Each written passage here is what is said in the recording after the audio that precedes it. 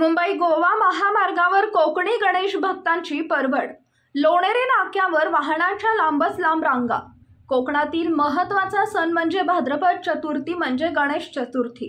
गणेशोत्सव यावेळी मूळचा कोकणातील पण पोटा पाण्यासाठी स्वप्नातील रोजगार आणि भविष्य नगरी मुंबई, पुणे, बडोदा, सुरत यांसारख्या शहरात वास्तव्यात असणारा कोकणी गणेश भक्त नागरिक आणि कोकणचा नोकरदार वर्ग या सणाला आपल्या गावाकडे येत असतो।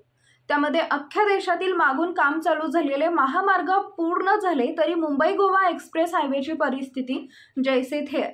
त्यामुळे इंदापूर, माणगाव, लोणेरे अगदी लाखपालेपर्यंत रखडलेल्या माणगाव बायपास, इंदापूर बायपासच्या कामामुळे वाहनांच्या गेले 2 दिवस सतत लांबच लांब रांगा लागत आहेत।